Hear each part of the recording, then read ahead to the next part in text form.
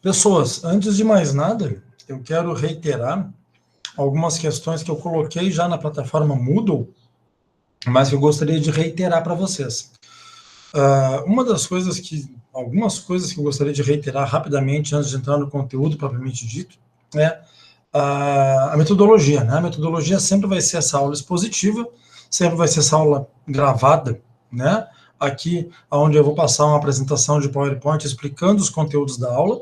No Moodle, existem textos complementares, vídeos complementares e que dialogam com a aula. Ou seja, eu não vou falar do que está no texto escrito.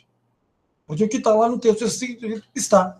Se a pessoa quiser ler o texto, está lá o texto para ler. Se ela tiver dúvidas, ela pode tirar a dúvida comigo, não tem problema. Mas o que eu vou fazer na aula síncrona é uma apresentação do conteúdo que é complementado pelos textos. Então, os textos complementam o conteúdo da aula. Os vídeos que estão disponíveis no Moodle complementam o que eu estou falando. Então, os vídeos que estão no Moodle lá à disposição, eles não são a minha aula, eles complementam o conteúdo da minha aula. Segunda questão. Terceira questão. Tanto vídeos quanto os textos que estão lá, eu coloco lá o texto que é o fundamento da aula. Olha, minha aula hoje vai ser sobre tal assunto, né? Sobre história da arqueologia no Brasil. E aí isso é acompanhado, né? Desculpa, hoje é metodologia. Isso vai ser acompanhado, então, pelos textos que estão lá. Se a pessoa quiser saber sobre metodologia, ela vai lá e vai encontrar os textos que complementam essa aula e os vídeos que complementam esta aula. Terceira coisa que eu quero salientar para vocês já no começo, forma de avaliação, né? Então, como vai funcionar a forma de avaliação dessa disciplina? Eu vou dar um exemplo para que fique mais claro, para que as pessoas possam compreender de que forma nós vamos trabalhar as avaliações, né? Então, vou pegar um exemplo qualquer aqui, né? Vou compartilhar uma tela com vocês, e aí isso vai ficar mais claro.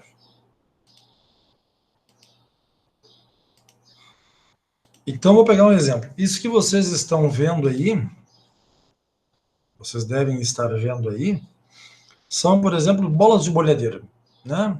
Como é que eu sei que são bolas de bolhadeira? Bom, existe uma pesquisa arqueológica feita de que isso aí não é uma pedra feita por um raio, não foi um raio que bateu nessa pedra e deixou ela arredondada e com esse sulco, né, vertical na bola central e horizontal nas bolas das outras pontas, e isso é um instrumento de caça e de guerra, né, para indígenas em vários lugares do mundo,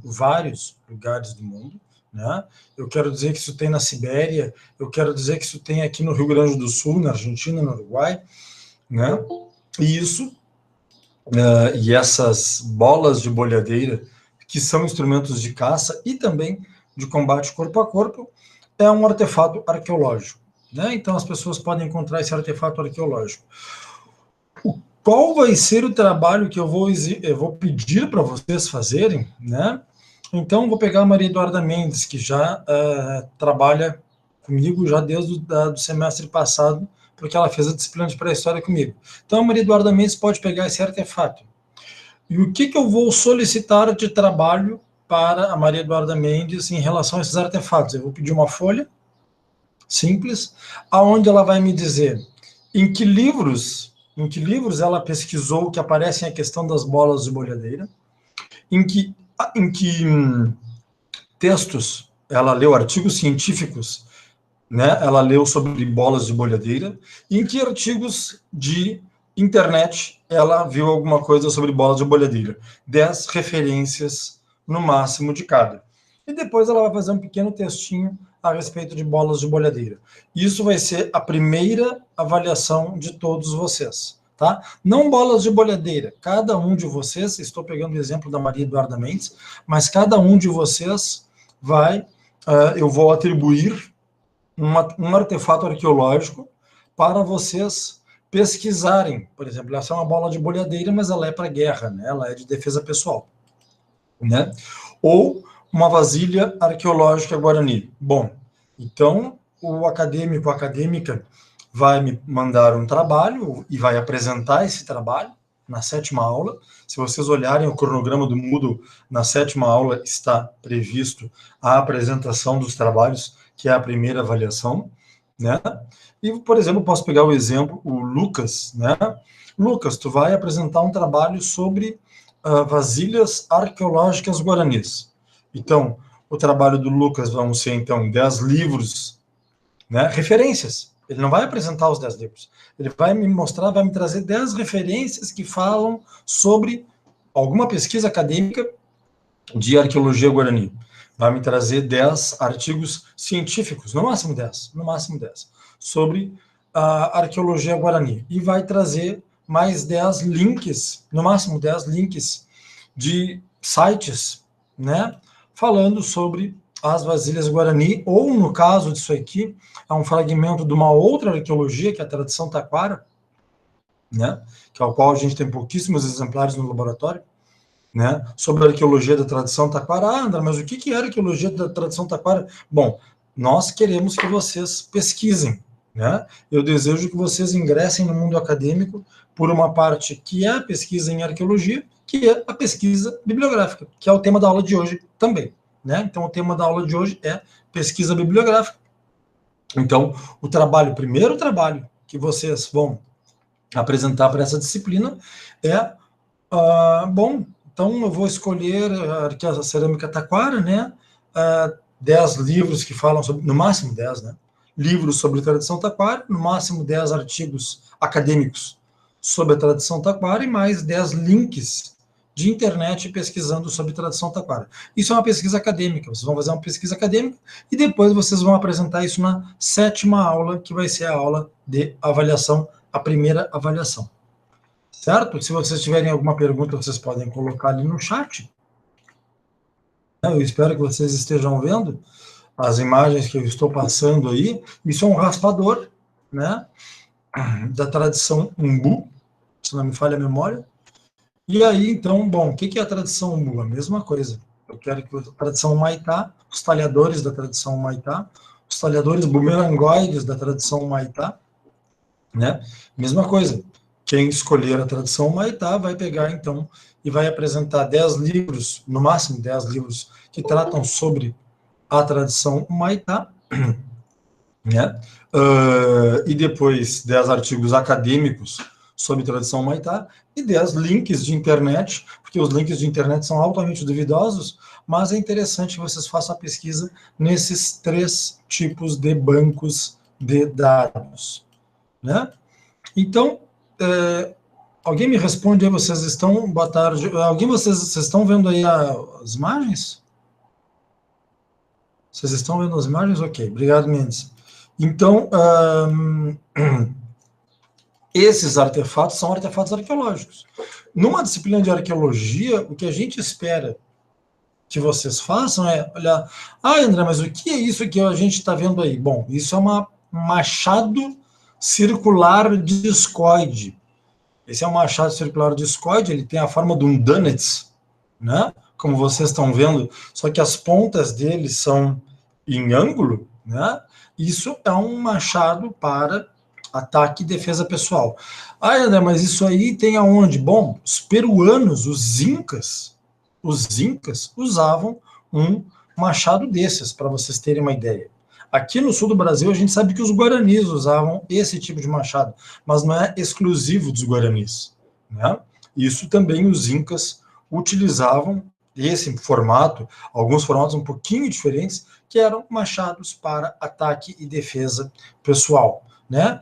Eu coloco um galho de árvore aqui dentro, ou coloco esse machado pronto dentro de uma árvore que tem uma densidade alta e que tenha um formato que eu desejo, e deixo essa pedra ali 2, 3 anos, até que o galho vai abraçar essa pedra, né? Crescer e abraçar essa pedra. Depois eu corto o galho, faço disso uma arma extremamente eficiente e extremamente letal, né? Na Europa, nós vamos conhecer essa figura como uma massa, né? Com C cedilha, é maçã sem acento, né? Uma massa, que é o tipo de arma que vários grupos indígenas ao redor do mundo utilizaram, né? Aqui nós temos uma visão lateral das mesmas, né? Então era colocado um cabo aqui e isso serve para a agressão, né? Assim como alguém de vocês pode fazer uma pesquisa sobre machados polidos, que é uma coisa que também tem em vários lugares do mundo, todo neolítico tem machados polidos, né? Mas a ideia aqui é a arqueologia brasileira, enfim, e aí vocês vão fazer pesquisa. E a primeira avaliação vai ser isso. Uma pesquisa com 10 títulos, no máximo 10 títulos de livros, né?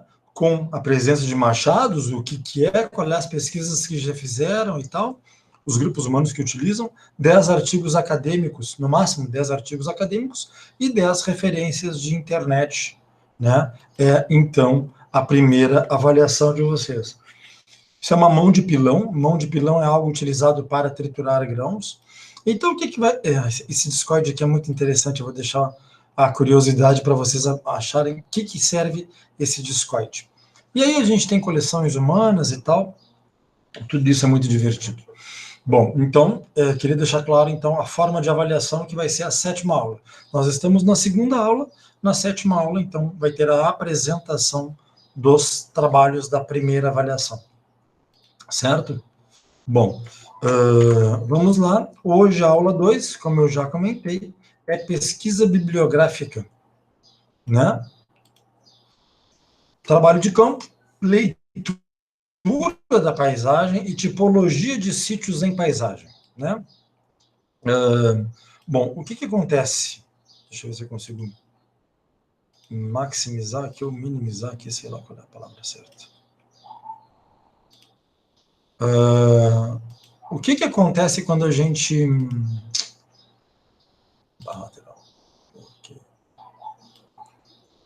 Quando a gente está falando em arqueologia, uma das primeiras coisas, ou para mim, uma das coisas mais importantes, é perceber do que é composta a arqueologia, né? E pasmem vocês, a arqueologia ela tem um elemento muito forte, que é a pesquisa bibliográfica. Embora a gente vai ver que a gente tenha uma predileção por acreditar que a arqueologia se dá no trabalho de campo, na verdade, toda pesquisa arqueológica começa na biblioteca, né? Essa frase eu tirei do Indiana Jones, no Templo da Perdição, Doom, de 1984, mas essa frase, que embora possa parecer uma pequena piada, na verdade ela é carregada de verdades, né? Porque quando nós vamos pesquisar um sítio arqueológico, quando nós vamos começar um trabalho arqueológico, a pergunta primeira é, bom, o que eu vou pesquisar? O que eu vou pesquisar? Eu vou pesquisar qual grupo humano? Ou vou pesquisar uma cidade? Ou vou pesquisar um território, né? Vou pesquisar um local, vou pesquisar um objeto. Vocês vão pesquisar um objeto, por exemplo, né? Então, que informações que eu tenho, né? No caso de vocês, para a pesquisa do primeiro trabalho, que informações eu tenho do objeto? Bibliografia, basicamente biblioteca.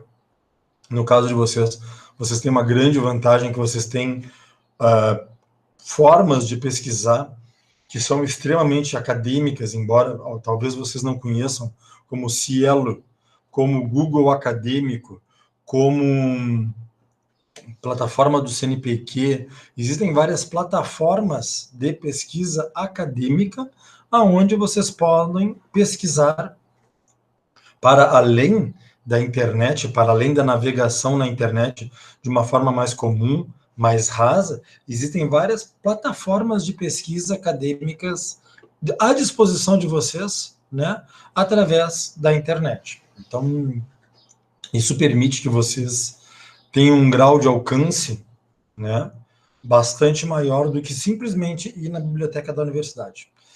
Então, quando eu falo em pesquisa bibliográfica, que informações que eu tenho daquilo que eu vou pesquisar? No caso de um território, né, eu vou fazer mostrar alguns trabalhos de campo que eu desenvolvi. A partir de hoje, praticamente todas as apresentações vão ter a presença do trabalho de campo, né, que é um dos elementos importantes da arqueologia, mas frisando de começo, todo o trabalho começa no laboratório, na biblioteca, quando eu pesquiso que informações eu tenho do território, né? Então, embora alguns de vocês possam não ser de Santa Maria, né? Mas, enfim, o que eu tenho de Santa Maria? Qual é a arqueologia que eu tenho em Santa Maria? O que existe em Santa Maria? O que existia em Santa Maria antes da cidade, do Estado Nacional Brasil, antes do Brasil acontecer? O que eu tenho de pesquisa sobre esse local? Isso são informações históricas, né? Quais as informações que eu tenho a respeito daquele território? Depois, que informações eu tenho no território, né? Então, se eu, André Soares, for para um lugar onde hoje nós chamamos de... como é que chama aquele lugar ali? A Campestre do Menino Deus. E se eu subir numa torre de celular onde tem ali no Campestre do Menino Deus, eu vou encontrar um cerrito. E nesse cerrito tem pontas de flecha de pedra, né? Então, quais as informações que eu tenho no território? Quais são as evidências? Quais são os objetos? Quais são os artefatos? Quais são as mudanças? Quais são os elementos na paisagem que me dão alguma referência sobre o que aconteceu ali? E tudo isso é pesquisa bibliográfica. Tudo isso eu pesquiso nas fontes, eu pesquiso na biblioteca, na internet, nos outros arquivos, em outras instituições de pesquisa. E por que bibliografia? A primeira pergunta que vocês podem fazer é por que eu tenho que pesquisar na bibliografia? E o melhor caso, talvez o caso mais elucidativo desde o século XIX, é o caso do Schliemann. Schliemann é um comerciante, é um sujeito que faz fortuna com comércio, né? Depois eu vou tratar mais de Schliemann, quando a gente falar de campo mesmo. Quando o Schliemann, ele é um aficionado pela Guerra de Troia, ele é um aficionado pela Batalha de Troia, e ele vai gastar boa parte da fortuna dele procurando que lugar deveria ser Troia, né? E ele acha não uma Troia, mas quando ele escava o local onde ele acredita que seja Troia, na verdade não era, mas enfim, o que ele vai começar é toda uma arqueologia da antiguidade, toda uma arqueologia que vai buscar camada por camada, ocupação por ocupação, e ao invés de ele encontrar Troia, ele encontra 9 Troias, 9 lugares sucessivos que foram ocupados, por isso que ele acredita ser Troia. Depois nós vamos voltar ao Schliemann, em um outro momento da disciplina, quando eu falar da arqueologia no campo, quando a gente for fazer uma saída virtual a campo, né? E aí eu vou falar mais especificamente do caso dele. Mas toda a forma como Schliemann chega até o local para escavar é cruzando os dados da Ilíada, né, com outras informações de outras fontes antigas, para tentar definir qual é o espaço que ele deve cavar para encontrar aquilo que ele acredita ser Troia. E isso é fascinante. Isso é absolutamente fascinante. Por quê? Porque o sujeito, ele, a partir de documentação bibliográfica, através de uma leitura do Homero, que ele lê, relê, várias vezes ele consegue determinar mais ou menos qual deveria ser o local aonde ele deveria escavar e vai investir pesadamente ali até que ele encontre o seu objetivo.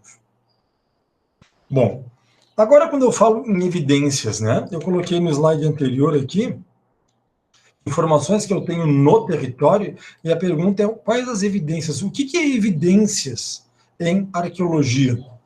Evidências em arqueologia são basicamente 3 categorias de formas aonde o homem interage com o meio. Todo produto que eu produzo, né, eu produzo um produto, eu faço um artefato. Então, todos os elementos que eu pego e transformo a natureza, peguei a natureza, peguei um porongo, cortei esse porongo e fiz uma cuia, isso é um artefato. Se eu pego o couro de uma vaca, né, a vaca pobrezinha morreu, eu tiro o couro da vaca e transformo isso num suporte, eu tenho um artefato. Todos os objetos produzidos pela inteligência humana são artefatos. Isso é fundamental de entender, isso é só uma classificação, mas essa classificação também é importante, né? Porque toda obra do engenho humano, é um artefato. Agora, não só aquilo que o homem produz enquanto objetos são artefatos, eu posso ter aquilo que eu uso, né? Então, por exemplo, quando eu falo de um osso de animal, eu encontro numa escavação arqueológica um osso de animal, alguma evidência de algo vivo, de alguma coisa que alguma vez foi viva, eu tenho um biofato, algo que alguma vez foi vivo, né? Ossos de animais, né? Plantas, né? Troncos de plantas, sementes, né? Folhas que às vezes ficam registradas no sítio arqueológico, né? Tudo isso são biofatos, inclusive o próprio esqueleto humano. O esqueleto humano, para mim, é uma das maiores fontes de evidência de como o ser humano viveu. Eu pego um crânio humano e posso dizer a idade da pessoa, o que ela comia, o sexo, com quantos anos aproximadamente ela morreu e várias outras informações. Tudo isso são biofatos. E eu também posso fazer alterações na paisagem, eu posso fazer alterações no ambiente. E quando eu faço alterações no ambiente, eu estou falando de ecofatos, ou seja, objetos, coisas que eu não posso levar no laboratório naturalmente, mas que são alterações do ser humano na paisagem, no local aonde ele viveu.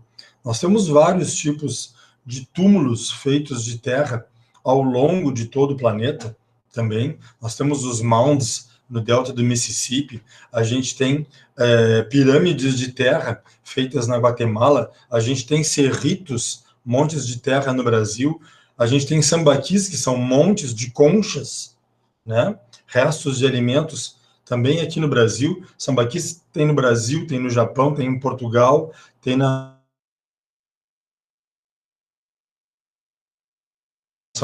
chamam-se de concheiros, né? Porque são grandes amontoados de conchas produzidos pela engenhosidade humana. Tudo isso são evidências. E eu estou dizendo isso para quê? Porque uma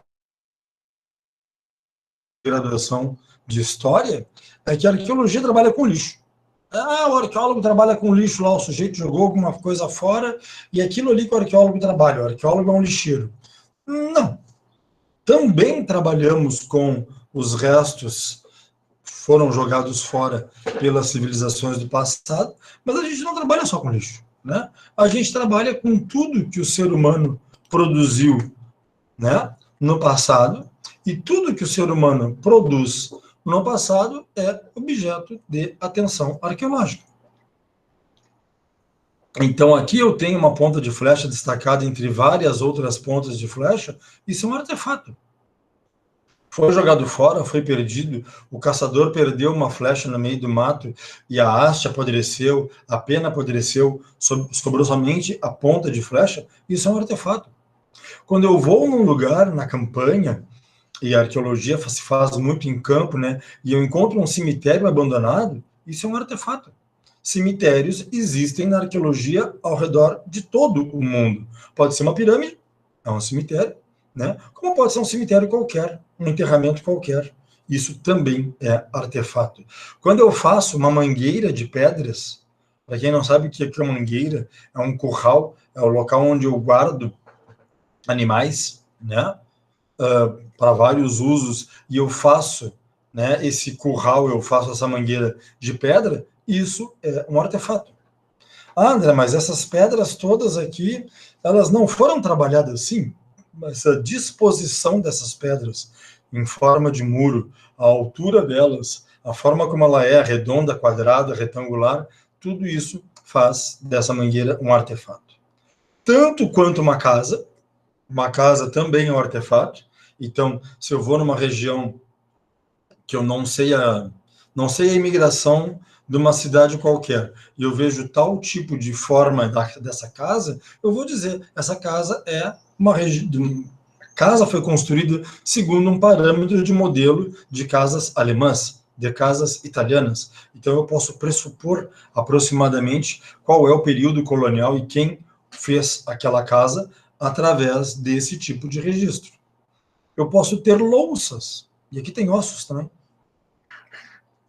restos de louças ou restos de ossos também são artefatos arqueológicos. Ou mesmo o próprio sítio arqueológico, numa grande várzea, como essa aqui, né, que ocupa uma imensa região e que hoje eu só vou encontrar o sítio através da escavação.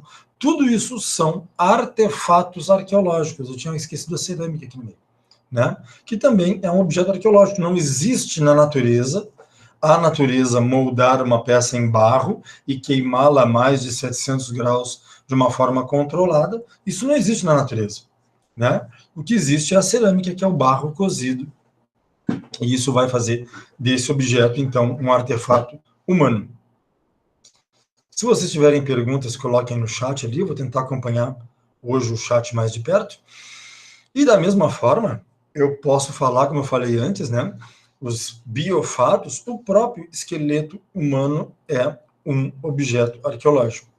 Quando eu escavei esse esqueleto aqui à esquerda, né, de uma mulher jovem, né, que morreu ali antes dos 30 anos de idade, eu vi que era uma pessoa de alta classe, ou uma elite dentro dessa região, porque vários dentes delas estavam cariados.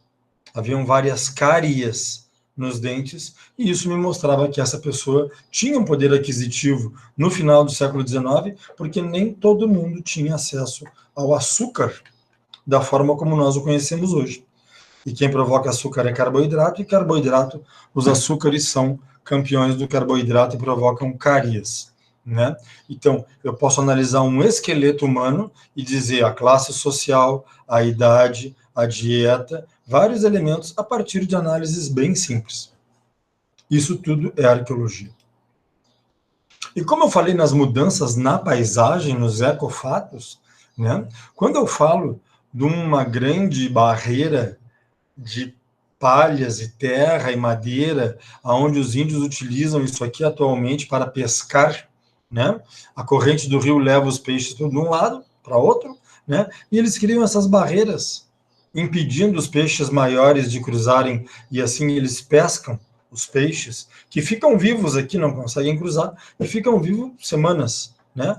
Isso é um ecofato, né? Eu não consigo levar esse objeto para o meu laboratório, né? Eu tenho que estudar, registrar, analisar, desenhar todo ele no local, porque eu não consigo levar esse grande gradil, né? Esse artefato aqui, eu não consigo levar ele para o laboratório. Isso é uma mudança na paisagem, né? Da mesma forma como quando eu vou na paisagem e encontro um grande buraco, principalmente na região da Serra, daqui das altitudes maiores aqui, de Santa Maria, Cruz Alta, e vai em direção ao norte, esses buracos são casas de piso rebaixado, pertencentes aos antepassados dos índios Caigangue, que também não é nenhuma novidade, também não é exclusivo daqui, né? Nos Estados Unidos são chamados de pit houses, casas buraco, né? Porque a casa é feita de um assoalho rebaixado, onde as pessoas vivem numa alta altitude e para diminuir os efeitos do frio, fazem a casa com o piso rebaixado, com um foguinho aqui embaixo, e isso diminui a sensação térmica de frio, que há 500 ou 1000 anos atrás poderia chegar às temperaturas no inverno a menos 10 graus, né? E isso é uma arqueologia das casas subterrâneas. Tá? Se vocês tiverem perguntas, fiquem à vontade para abrir o microfone ou então para simplesmente botarem no chat a pergunta. Bom, como o tema da aula de hoje, né, é a leitura da paisagem, né, e é importante destacar isso, quando eu vou fazer uma escavação arqueológica, eu tenho que ler essa paisagem, né? Ler essa paisagem significa entender como aquele sítio foi formado, de que maneira aquele sítio arqueológico está aonde está. Então, se vocês olharem essa imagenzinha aqui, deixa eu aumentar aqui um pouquinho, né? Esse sítio arqueológico da foto à direita, eu vou falar para vocês depois, é o sítio Wilmut-Repke, né? Fica no delta do Jacuí. Hoje ele está embaixo d'água, por causa da usina hidrelétrica de Dona Francisca. Ele esse sítio arqueológico ele aconteceu por deslizamento do bloco. O rio encheu, na hora que o rio desceu, uma parte do sítio, uma parte do barranco do rio desceu. E aí, então, eu encontro esse sítio arqueológico que eu escavei, eu vou mostrar para vocês em outras fotos a longa disciplina. Nós escavamos um sítio que tinha sido derrubado, né, literalmente derrubado pela ação do rio. Então, o sítio não estava nessa posição inclinada, o sítio arqueológico estava assim, quando veio a cheia, lotou a vazão, a calha do rio, ao lotar a calha do rio, né, quando o rio baixou abruptamente, a terra que estava do lado, né, desceu e o sítio arqueológico deslizou. Né? E por que eu estou falando isso para vocês? Porque ao escavar o sítio arqueológico que permaneceu na área plana, a gente encontrou essas perturbações aqui. O sítio arqueológico é essa mancha preta, que vocês estão vendo demarcada pelo barbante, e em vários pontos nós encontramos essas perturbações. Né? Bom, a primeira interpretação da equipe foi, bom, ok, isso são estacas, né? São estacas, assim como vocês viram aqui, né? Que existe uma grande estaca central na casa, né? Aqui poderiam ser estacas, né? E na verdade não. O que acontece com essas perturbações é que esse terreno, quando ele fica muito seco, ele fica todo quebradiço. Se alguém já viu uma estrada de chão na região das Missões, quando o solo vermelho ele fica muito inchado d'água, ele fica muito deslizante. Quando ele seca muito, a argila resseca e quebra. E quando essa argila resseca e quebra, forma buracos. E depois o sedimento vai preenchendo esses buracos. Então, isso são o que nós chamamos de processos pós-deposicionais, né? Que são advindos da forma como o sítio arqueológico vai se formando. Então, eu posso ter por deslizamento de bloco, escorregamento, falha, né? Ou mesmo correntes, né? Aqui eu tenho um caso onde as perturbações acontecem pela composição do próprio solo. O solo em si causa essas perturbações no sítio arqueológico. Isso aqui não é um buraco de estaca. Depois eu posso mostrar para vocês um buraco de estaca e aí vocês vão ver a diferença como é nítido, né? Essa questão. Tá?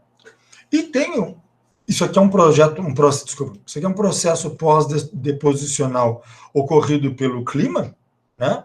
Quando chove, depois de um longo período de seca, a chuva arrasta os sedimentos para dentro dos buracos, e eu tenho processos pós-deposicionais culturais, né? Então, o sujeito pega um talhador, né? Produz uma ponta bifacial, né? Folsom, né? Idade mais ou menos de 12 mil anos nos Estados Unidos.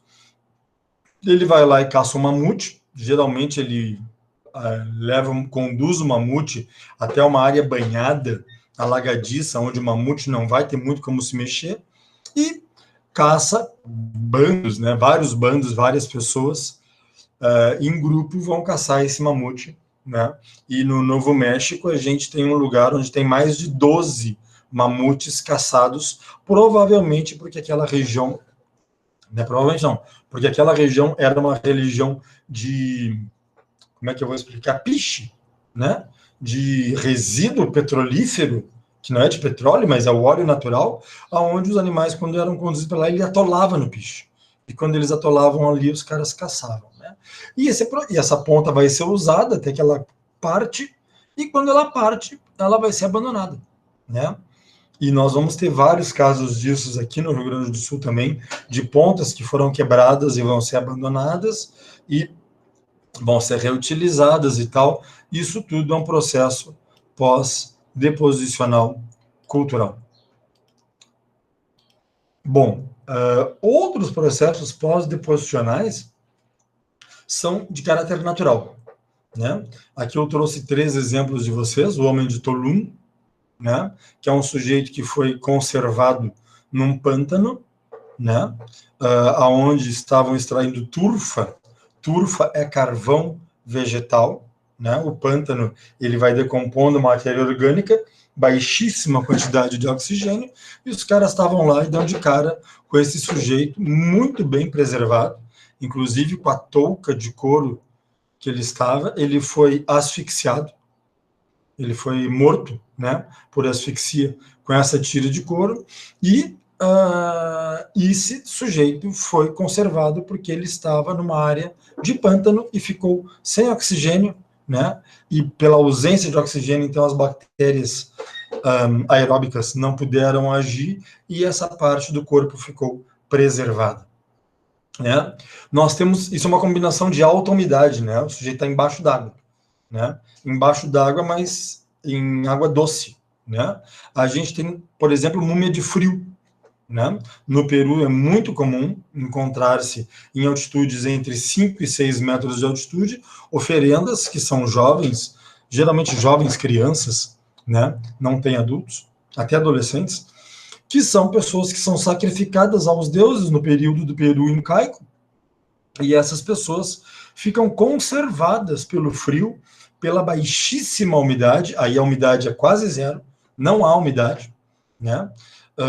O calor também é muito, as temperaturas máximas são muito baixas também, e aí então se conserva pelo frio, né, e baixa umidade do ar. Eu posso ter um ambiente muito úmido e muito gelado, que é o caso do Otzi, né? Otzi é aquele sujeito que foi encontrado na fronteira entre Suíça e Itália, com uma idade de mais ou menos uns 5 mil anos atrás. Ele é um cara da idade do bronze, 13 mil anos antes de Cristo. E esse sujeito, ele estava atravessando a cordilheira quando ele foi assassinado. Tem algumas flechas presas dentro do corpo dele, né? E provavelmente ele era um pastor, alguém roubou o rebanho dele e deixou ele lá.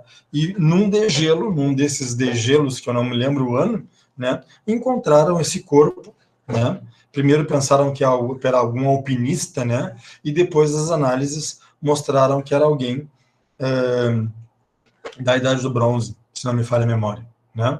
Que é um caso típico de conservação pelo frio, né? Só foi descoberto por causa que degelou a área onde eles estavam. Tudo isso é arqueologia, né? Processos pós-deposicionais naturais que sejam um clima extremamente árido.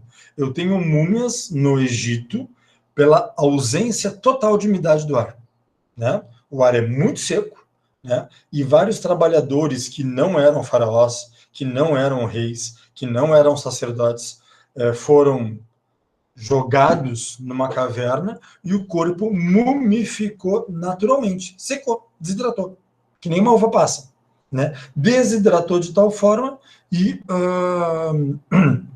virou uma múmia por um processo pós-deposicional natural, né? Assim como eu posso ter por umidade excessiva, que é o caso do pântano, ou com o frio e úmido, né? O frio e seco, ou como o frio e úmido aqui. São 3 casos e eu poderia colocar, temos o salar de Uyuni, na Bolívia, onde nós temos um salar a 3 mil metros de altitude e vários corpos foram mumificados pelo excesso de sal, né? Sal, sem chuva, os corpos desidratam e mumificam. Isso é um processo pós-deposicional. Então, essas condições extremas, absolutamente extremas, excesso de frio com baixa umidade, excesso de frio com alta umidade, que é a neve, excesso de calor sem umidade, tudo isso são condições para a conservação de corpos em processos pós-deposicionais, né? No caso do Rio Grande do Sul, que é justamente o contrário de tudo isso, onde no calor é um calor do capiroto, no frio é um frio de Renguiacusco, e chove e úmido, e no mesmo dia nós podemos ter as 4 estações, nós rarissimamente temos conservação de restos humanos nos sítios arqueológicos, né? Salvo sepultamentos, que aí é outra parte. Mas, em geral, essas condições pós-deposicionais têm que ter condições extremas para a conservação desses materiais biológicos, né? E aí entra, enfim, o trabalho de campo, né?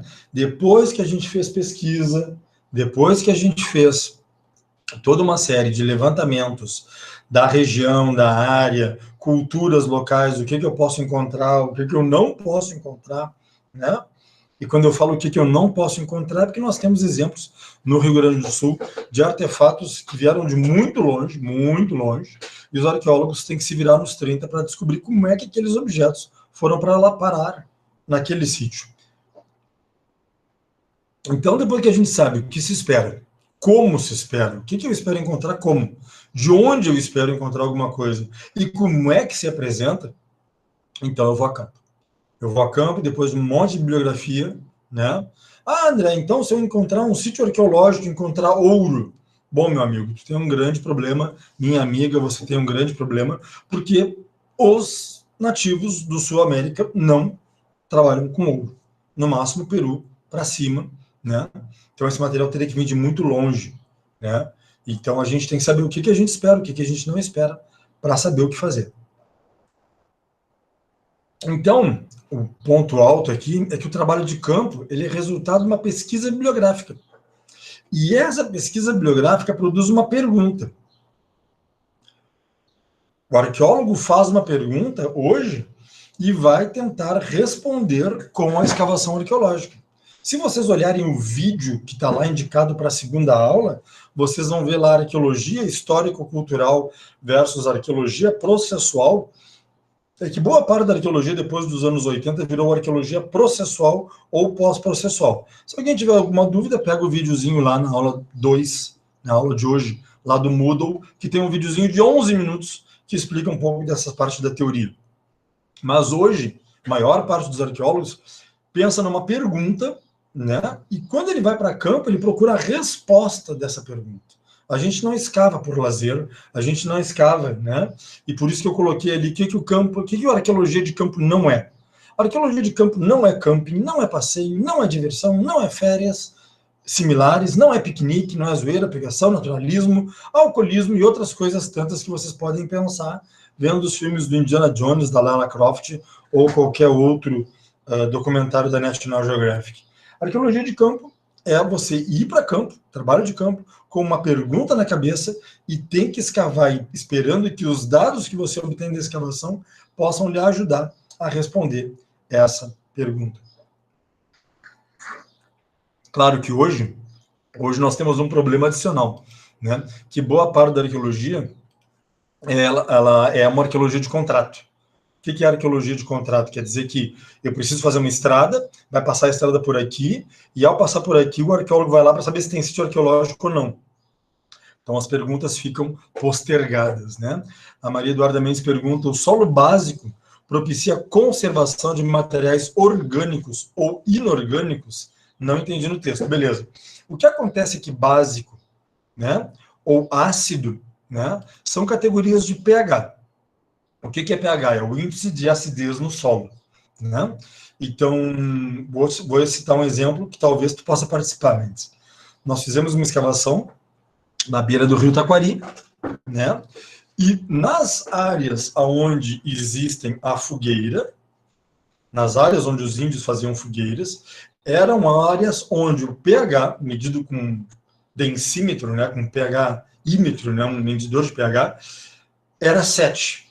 7 é o solo neutro, nem ácido, nem básico. Nem ácido como solos vermelhos. Solos vermelhos geralmente são bastante ácidos, né? Nem básicos, como os calcários, né? Então, por exemplo, se eu for escavar na beira da praia e escavar montes de conchas, o solo é básico.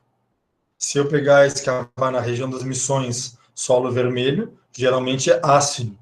Então, nos solos ácidos, não há praticamente nenhuma conservação de material orgânico, né? Se você fizer uma experiência que pode parecer macabra, mas é uma experiência científica, se você enterrar o seu cachorro, o seu gato, depois de morto, num solo ácido, você vai ver que 6 meses depois dele já perdeu o couro e já perdeu todas as partes moles. 1 ano depois você já perdeu boa parte dos ossos. 5 anos depois você não encontra mais nenhum osso daquele cachorro.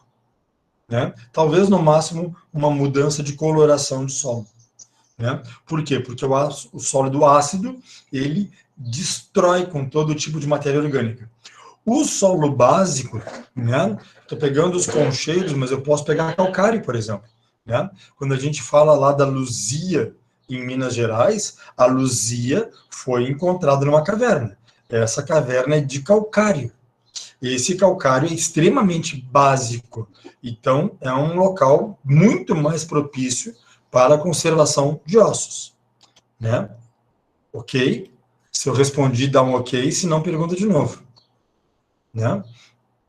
Então, quando a gente fala em solo ácido, a conservação de material orgânico é quase zero. Tá? Valeu. Quando eu falo em solo calcário básico, né, a possibilidade de conservação de material orgânico é muito maior. Materiais inorgânicos, pontas de flecha, cerâmica, né, vai ter uma variação menor, né? Os solos ácidos e básicos interferem menos. Agora, por exemplo, se eu pegar um artefato metálico, né? Vou pegar uma espada metálica. Vou pegar uma espada aqui. Então eu tenho uma espada aqui, que é uma espada hindu, né? É uma espadinha bem legal, porque ela é toda tortinha assim, ó. Porque quando ela entra no sujeito, ela faz um rasgo, mas quando ela sai, ela puxa a pele e a pessoa morre de hemorragia interna. Então o que acontece? Se eu enterrar essa minha espada aqui, que tem uma bainha de cobre, e uma lâmina de ferro com pouco carbono, não é aço, é com pouco carbono, o que acontece com essa peça aqui? Se eu enterrar essa peça num solo ácido, em 10 ou 20 anos eu vou ter só uma mancha verde no solo. A bainha de cobre vai toda ela virar unicamente uma mancha verde no solo. Isso por quê? Porque o cobre é em contato ou com oxigênio ou com ambiente só ácido, né? Ele vai voltar ao cobre natural, metálico, ele vai ficar esverdeando, até que ele vai virar só uma mancha no solo, né? E a alma, a lâmina que é de ferro, né, com baixa concentração de carbono, essa lâmina vai enferrujar, virar fragmentos muito minúsculos, que nós temos vários lá no laboratório, até que ela vai virar um farelo de metal. Né? E isso é muito interessante, porque tudo isso o arqueólogo tem que entender esse processo. Maria Vitória Dias, por que dizem que a terra vermelha é melhor para o plantio? Na verdade, a terra vermelha, só a terra vermelha, ela tem que ser corrigida. Para plantar, é muito mais fácil eu corrigir um solo ácido com calcário. Então, se tu for para a região das Missões, dependendo da área de cultivo de soja, tu vai ver caminhões e caminhões carregando calcário em pó, porque aí se corrige o solo. Corrigir quer dizer deixar o pH mais neutro, né? E por isso que se diz que é melhor o plantio, porque é mais fácil de corrigir do que eu pegar um solo calcárico, né? Se eu pegar um solo de calcário e tentar plantar ali para corrigir um solo de calcário, vai ser praticamente impossível, né? Para acidular ele. E o solo ácido eu consigo equilibrar ele com o calcário. Tá bem, Maria Vitória Dias? Se eu respondi, dá um ok aí, senão eu tento explicar melhor. Vamos lá? Ok. Vamos lá, então. Então, o campo é isso, né? A gente vai para campo para tentar responder uma pergunta. Né? Claro, se vocês lerem o livro que eu indiquei para a aula de hoje, que é o Manual do Blefador, né? O Manual do Blefador é um livro de ironia, de gozação, de brincadeira, mas ele é dentro de uma série de livros, né? Tudo que você precisa saber sobre Egito para não passar vergonha, né? E aí tem arqueologia, tudo que você precisa saber de arqueologia para não passar vergonha. É um manual de brincadeira. E aí ele vai falar, não, mas os arqueólogos são um bando de bêbados. Realmente, no final do campo, depois que o sol se põe, as pessoas não têm como escavar, os encontros etílicos acontecem. Né? E isso aqui é uma escavação arqueológica. Tá? Eu estive em 2000 e não sei quanto escavando um castelo, né? E aí o conceito de castelo também é interessante, né? É o Castelo Velho da Zimbreira. eu espero que vocês estejam vendo aqui na foto da direita, é uma sucessão de elevações rochosas de sei lá quantos milhões de anos, talvez 200 milhões de anos ou mais, quando a placa se encontrou com outra e fez isso aqui, né? Isso aqui é a fronteira Portugal e Espanha, desse lado esquerdo da foto é Portugal, do lado direito é Espanha, e essa elevação natural, elas foram utilizadas como uma proteção natural contra as invasões de povos bárbaros, né? Bárbaros aí, não bárbaro latino, né? Porque nessa época nem existia Roma, né? Esse castelo aqui, ele é ocupado do século... Deixa eu ver aqui, eu devo ter a data aqui. A data foi... A data dessa ocupação aqui é 800 antes de Cristo. Então é pré-romano, né? Bom, mas então, como é que começa o trabalho arqueológico? Né? A gente foi escavar nesse castelo, tá? E a ideia era responder uma pergunta bem simples. Como é que era a vida de um povo que nessa época nem existia Portugal, não existe Lusitânia, né? Não existem, né? No máximo eu vou falar de celtíberos, né? Povos celtíberos ali, e olhe lá, né? Depois eu vou falar para vocês que tem a presença fenícia aí nesse lugar, aqueles fenícios, né? Lá de Bíbulos, de Sidom, aqueles lá vão estar aí. E esse castelo do que? Bom, é chamado de castelo, porque a palavra castelo vem do latim castro, né? E o castro, na verdade, é um lugar fechado. A palavra castro significa lugar fechado. E aí que então nós temos o David Delfino da Itália, né? Outros colegas aqui, um colega português e tal, e aí nós vamos escavar esse local que é pura pedra, pura apresentação de pedra sobre pedra. Então a gente vai começar a escavação, né? Esses castros, então, é da Idade do Bronze, do final da Idade do Bronze, começa os castros, né? Essas vilas fortificadas, depois desse rio aqui já é Espanha. Essas vilas fortificadas, elas começam no século XII a.C., tá? Então, século XII a.C., pessoal, é 1100 a.C. 1100 a.C. é a Idade do Bronze, final do Bronze, né? Começo do cobre, e depois a gente vai ter a Idade do Ferro ali por 1000 a.C. E a datação desse castelo, com datação calibrada, vai mais ou menos entre 800 e 775 a.C. Bom, nós vamos encontrar aqui cerâmica, lítico, e a pergunta fica, tá, mas como assim isso aqui é um castelo? Como assim, né? Bom, aí a gente volta ali para cima, né?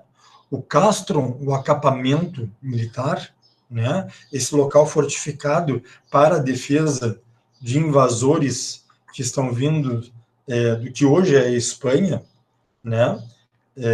Se vocês quiserem, outro dia eu posso mostrar uma apresentação só sobre esse castelo. O que vai acontecer é que esses povos são... o terreno é muito pobre e esses povos estão sempre querendo conquistar lugares melhores, né? Lá embaixo, se eu não me engano, é o rio Zézere. E aí, então, como esses caras viviam aqui nesse topo, e eu falo topo porque a gente está aqui, não dá para ver, aqui atrás da moça, aqui, ó, tem uma casinha minúscula lá embaixo, bem lá embaixo, embaixo, e os caras estão lá nesse topo. Por que os caras estão no topo? Justamente porque é onde eu tenho uma visão privilegiada desse vale, aonde pode acontecer uma invasão, e aí por isso a criação do castelo. Aqui dá para ter uma ideia menor, assim, as fortificações naturais, né, barreiras naturais promovidas por essa elevação do terreno, que é do tempo, sei lá quando, 200 milhões de anos atrás. E isso aqui é uma pirambeira, gente. Para quem conhece Santa Maria, é pior que a Fernando Ferrari, assim. É você estar em cima do Marista, olhando lá para baixo para o McDonald's, assim, só que muito maior em comprimento, né? A descida dessa lomba é muito maior. E esse grupo aqui está preocupado em ver uma outra questão. Como eram as muralhas desse castelo? Então, nós tínhamos um grupo escavando o que seria a área de habitação do castro, e aqui vocês veem que o negócio não é fácil, é embaixo do sol, escavar no meio da pedra, tem que tirar areia, toda areia vai para um balde, todo balde vai ser peneirado, tudo que sai da escavação, eu não sei se vocês enxergam aqui umas linhas, uns barbantes, cada pessoa fica presa dentro desses barbantes, porque é uma quadrícula, a pessoa tem que escavar naquela quadrícula, não pode sair escavando ela louca, né? Tudo isso é plotado, é registrado em 3 dimensões por esse aparelhinho aqui, que é um aparelho de estação total, né?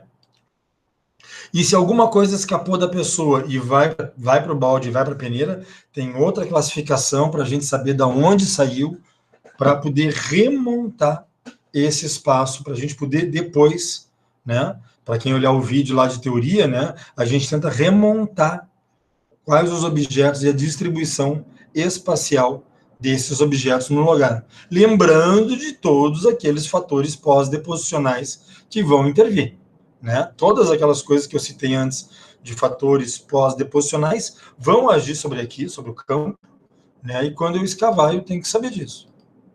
Bom, e esse grupo aqui, como eu falei antes, eles vão tentar descobrir como é que era formado o castelo.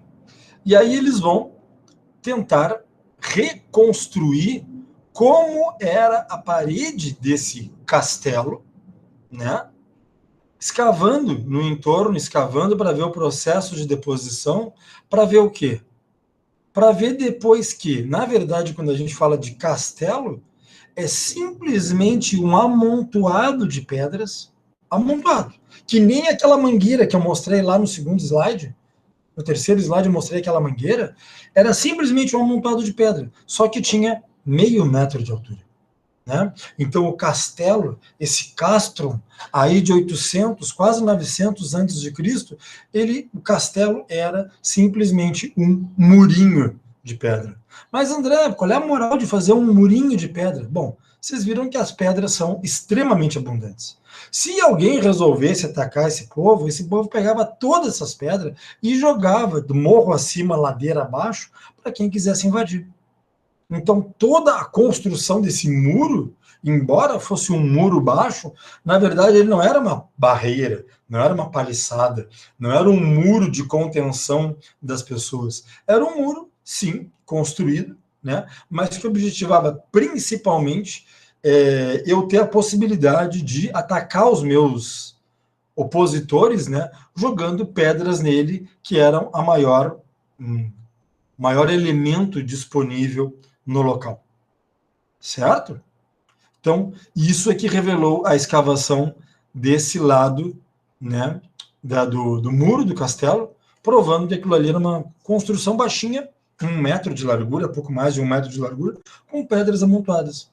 Simplesmente isso era o castelo. Né? E quando a gente vai escavar, o que a gente vai perceber é isso. O objetivo dos caras é ter o controle por toda essa região aqui. Que aqui onde eu estou passando o mouse já é Espanha. Tudo isso aqui já é Espanha. Né?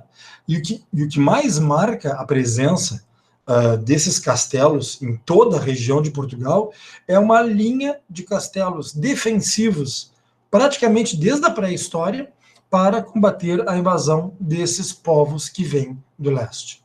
Né? Então, desde a pré-história, os caras constroem castelos e vão aumentar essa linha fortificada. Existe uma verdadeira linha de castelos norte e sul em Portugal, que é para impedir a invasão desses povos que vêm do leste, desde a pré-história. E aqui eu estou falando desde 1000 a.C., mas isso vai acontecer até praticamente 1492. Né? Então aqui a gente já está mais perto do final da escavação. Né? Vejam que a área escavada, né, ela tem todo um controle, toda uma rigidez metodológica, e depois nós vamos falar de uma aula só de metodologia, como é que se escava, pazinha, pincel, o balde, a peneira, todo o cuidado possível e imaginável para não escapar nenhum vestígio, e aqui nós encontramos pequenas peças metálicas, né, assim como cerâmica fenícia, né, tudo isso com um absurdo cuidado para justamente reconstruir isso que seria o processo. Pessoal, por hoje, o que eu tinha para falar para vocês era isso. É nesse estado que a gente sai do campo, tá? Isso aqui é o bar central em Mação, e a gente sai nesse estado aqui do campo, onde a gente vai fazer uma escavação, né? Parece um tatu, mas é isso aí mesmo, né? Perguntas, dúvidas, para quem chegou depois, alguma pergunta a respeito do trabalho que vai ser apresentado na 7ª aula?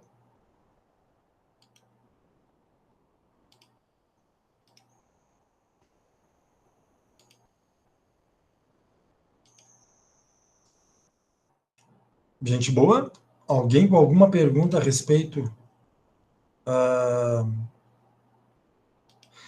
Sim, a ideia é que eu escolho os artefatos para que vocês façam, né, esses trabalhos. É uma pesquisa bibliográfica, exatamente como eu citei na aula de hoje. Ou seja, eu vou designar, né, Maria Vitória Dias, olha, Maria Vitória Dias, eu posso passar as imagens de novo, né, de todos os artefatos. E aí, então, ok, tu vai pegar um artefato desses para uma folha. Vocês vão apresentar na 7ª aula uma folha, só uma folha. 10 livros que contenham informações sobre o tema, 10 artigos científicos sobre esse tema, 10 referências de site da internet para a pesquisa. A pesquisa bibliográfica ela se dá sobretudo na biblioteca, sobretudo com pesquisa bibliográfica. Vou pesquisar ponta de flecha, né? Bom, o que existe escrito sobre ponta de flecha? Vai ser digitado para depois ir para o Moodle ou um slide? Não, vocês vão apresentar em slide, Júlio César, e vocês vão mandar por e-mail. Essa folha A4 vocês vão mandar por e-mail, mas vocês vão apresentar aqui para o grupo, né? Vocês vejam que a gente é um grupo muito grande, né? Então, vocês vão apresentar para o grupo aqui, né? E vão mandar essa folhinha em A4 para o meu e-mail, né? O meu e-mail é esse e-mail que vocês recebem a notificação de aula. O meu e-mail da universidade. Respondido? Então vai ser digitado, tudo vai digitar numa folha 4, né? E aí vai apresentar para os colegas. Olha, meu assunto foi... Vamos lá. Vamos lá. Deixa eu pegar aqui uma janela.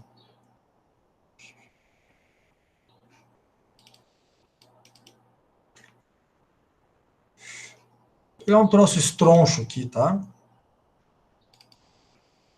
Só para...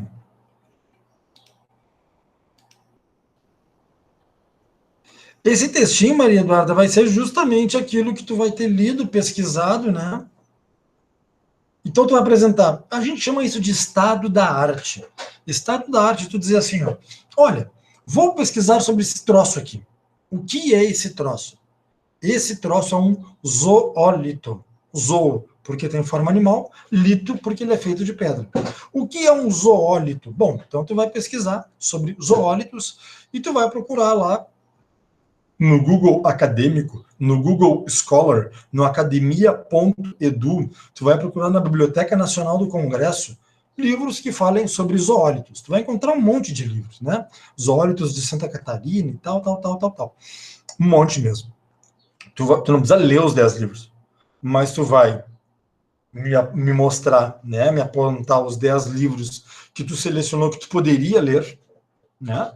Tu vai me apontar os 10 artigos lá, artigos acadêmicos, né? E os 10 sites sobre os zoólitos. E depois tu vai fazer um pequeno texto ali de, sei lá, digamos que seja meia página, nem isso, um parágrafo de 20 linhas, né? Tu vai me dizer o que eram os zoólitos. Então, e aí tu vai me dizer o que era, para que serve. Para que serve esse buraco na pança aqui, né?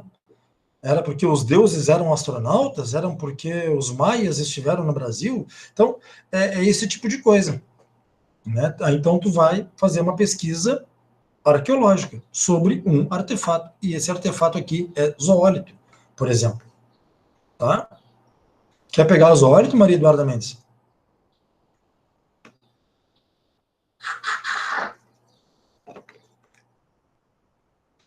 Tem um delayzinho. Nem diz.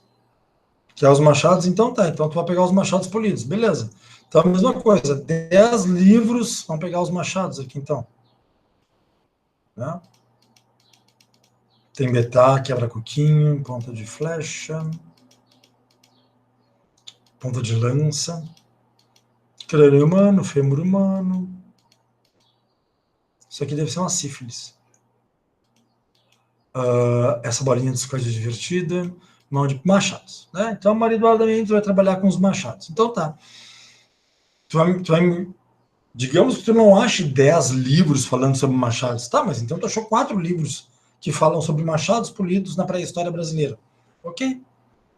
Né? Achei 5 livros que citam machados. Beleza. Quais são esses livros? Né? Oi, Bante. Aí a Maria Vitória vai ficar com as boleadeiras. Mesma coisa. Onde é que ocorrem? Quais os livros que falam sobre boleadeiras? Né? Quais as... enfim, como é que era usado? O que tem de pesquisa a respeito? Né? No máximo 10 livros, pode ser 1, 2, 5, quantos tu achou? Né? Quantos tu achou? E aí depois 10 artigos acadêmicos, científicos, né? Quantos tu achou?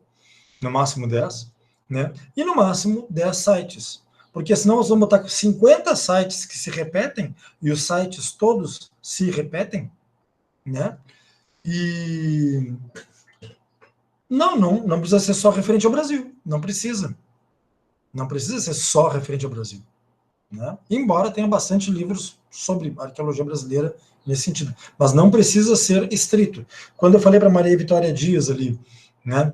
Boleadeira tem na Sibéria? Tem na Sibéria. Não estou mentindo para vocês. Boleadeira tem na Sibéria. Num período de ótimo climático, aquilo era uma grande tundra, né? E os caras caçavam com boleadeira. Parece doido? Então a boleadeira veio da Sibéria? Não, é outra coisa. Aí a gente vai falando, a gente fala depois de teorias da arqueologia e essa teoria do difusionismo que é muito comum, né? Acreditar que as coisas todas são difusionismo. Não, não é. Né? Mas isso é para a 7ª aula, pessoal. 7ª aula. A avaliação, a entrega, tudo 7ª aula. 7ª aula vai ser a apresentação dos trabalhos de vocês. Certo? E aí, bom, esses machados que não é para cortar árvore, né? Me parece meio óbvio que esse machado não é para cortar árvore. O nome em Guarani dele é Itaiçá, né? Que não é pra... Vocês vejam o tamanho dele também, né? Isso aqui não vai cortar uma árvore, mas nem que seja um pé de tomate. Né? Então, para que serve, né? E até porque isso aqui é pedra polida, o trabalhão para polir uma pedra dessas. Então, tem que pensar nessas coisas todas aí. Os talhadores, raspadores e tal, os bumerangoides, porque esse raio de formato, né? São centenas de pedras nesse formato meio de bumerangue, assim. Ou um bumerangue cortado, se vocês preferirem. Bom, se vocês não têm mais nenhuma pergunta, para a próxima aula já estão os textos lá, já estão os vídeos de apoio lá no Moodle.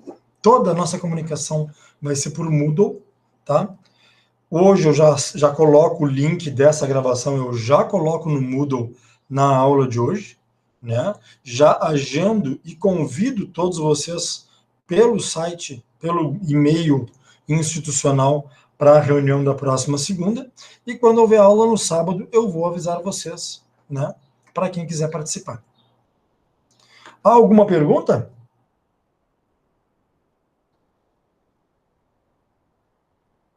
Nenhuma pergunta?